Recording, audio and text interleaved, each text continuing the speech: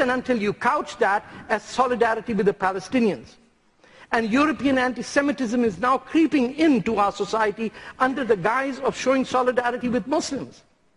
It is horrendous what is happening, but no one is speaking because nobody wishes to insult or demean the Muslim community, and that is the right thing to do.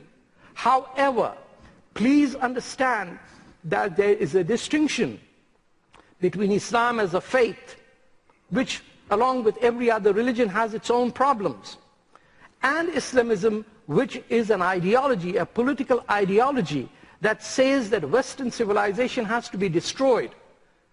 The books that are distributed at Eaton Center and the Dundas Square clearly state by the founders of the Muslim Brotherhood that all Western countries have to be destroyed. They are distributed free of charge. I've never seen one Canadian stand up to the goon who distributes that. We make noise after lost Stanley Cup games, but we don't make noise of what is happening to Western civilization, of which Canada is an integral part. We are a society and a culture that saves its best parking spaces for handicapped men like me. We do not throw the marginalized into separate, segregated camps. We take care of them. That culture, that civilization is superior to the one in which 1,000 people can be killed and shot dead by the army of Syria, but nobody speaks about it.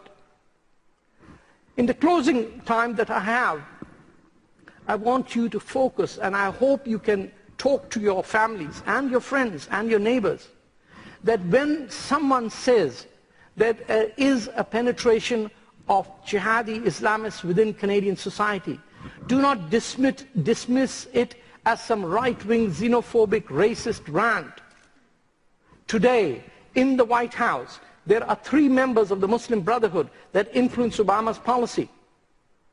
One is Rashad Hassan, of Indian origin, who is the American ambassador to the 52-nation Organization of Islamic Countries. Dalia Mujahid, who writes his speech, who comes from the Muslim Brotherhood in Egypt. Just day before yesterday, another woman, an academic, was appointed in that circle. This is happening while we sit silent.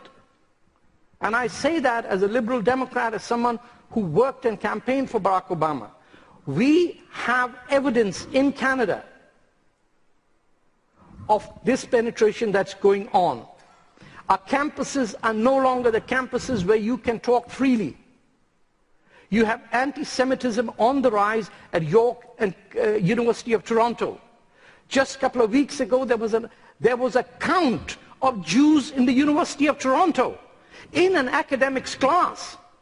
This is happening, friends. I'm not talking of Nuremberg or Heidelberg of the 30s. I'm talking 2011 University of Toronto here in the social work department, where the professor said to the class, oh, half my peers are Jews. And it went unprotested. And when it starts with the Jews, because they are so few, trust me, it extends to other people. We have sacrificed a lot to create a society where men and women are equal, where black and white can be of equal status, where citizenship is not based on inherited race or religion. Let us not sacrifice that in the name of pluralism and tolerance, and tolerate bigotry and Islamofascism as if it was something that need to be tolerated. I refer to that as the racism of lower expectations. When you say that yes, the rest of us are equal human beings, but those Muslims, well, maybe they're not yet fully developed as human beings, so we will put a lower threshold. If that guy beats up his wife and kills his daughter, we won't even call it honor killing. That happened in this city. When Aqsa Parvez died, there were women's groups saying, that's not honor killing. For crying out loud, 5,000 Pakistani women die every year. If you claim you have done an honor killing, you get half a sentence than what you do with a murderer. And yet there are feminist organizations in this city that would refer to me as a right-wing lunatic or an agent of Zionism for having spoken up for the dead body of Aqsa Parvez. Why is it happening? Because we are not speaking out.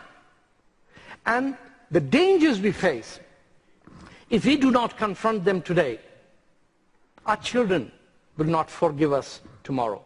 Thank you very much.